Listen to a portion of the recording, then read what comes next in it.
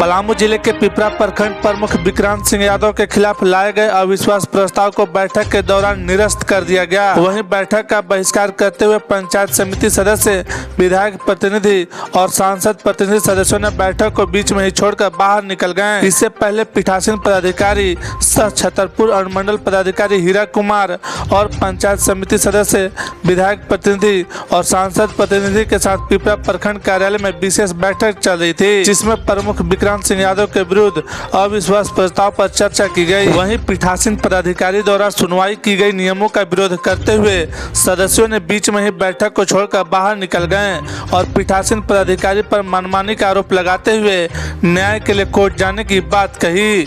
मौके पर विधायक प्रतिनिधि राजन सिंह ने क्या कुछ कहा, आइए जानते हैं। प्रमुख के खिलाफ जो अविश्वास प्रस्ताव लगा था उसी के लिए बैठक बुलाई गई थी। और बैठक में पंचायत समिति 4 थे। मैं खुद स्वयं था विधायक प्रतिनिधि के रूप में, माननीय विधायक का मैं प्रतिनिधि था और माननीय सांसद के प्रतिनिधि ईश्वरी पांडे जी थे। हम लोग सारे लोग बैठक में उपस्थित हुए, हम लोग को उपस्थिति कराई गई, उसमें हम लोगों ने हस्ताक्षर किया।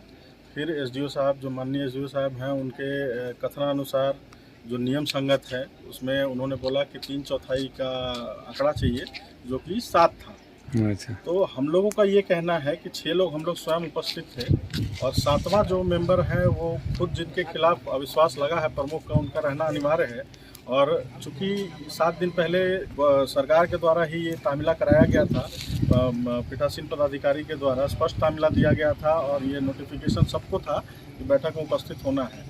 और 4 दिन पहले चूँकि गवर्नमेंट ने ही, पिपरा पुलिस ने, जो कि गवर्नमेंट बॉडी है, उन्होंने विक्रांत सिंह यादव, गुड्डू यादव जो प्रमुख है, उनको गिरफ्तार करके जेल भेज दिया। न्यायिक हिरासत में, तो न्यायिक हिरासत में वो हैं, तो उनको यहाँ बैठक में लाना उनकी जिम्मेवारी है, बिल्कुल, न कि हमारी जिम्मेवारी है। तो हम लोग ये कैसे मान लें कि वो एब्सेंट हैं? ये इन्होंने कहा, एसडीओ साहब का कहना है कि ये जो है एब्सेंट माना जाएगा, जो कि कहीं से भी न्याय संगत नहीं है। ये प्रमुख और एसडीओ साहब की मिली भगत है और इन लोगों ने आपस में मिलकर पैसे के लेन देन करके इस तरह का नियम कानून बनाया है और बना करके हम लोगों के बीच रखा गया। तो हम लोगों ने इसका बहिष्कार किया और मीटिंग से उठकर हम लोग चल दिए। का जो कंडिका है, जो गजट है, उसके अनुसार चुनाव कराने का जो नियम है, उसमें उसके साथ भी इन लोगों ने खिलवाड़ किया है।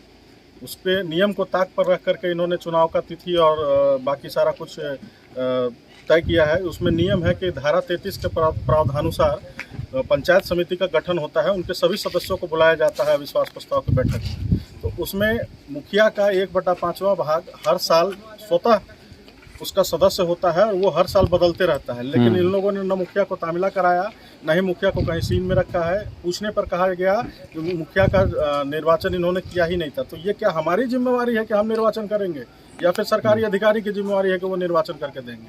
तो ये सीधे सीधे मिली भगत है इन लोगों की और मिलजुल के इन लोगों ने ये प्रणाली अपनाया है और हम लोगों के साथ छल किया है।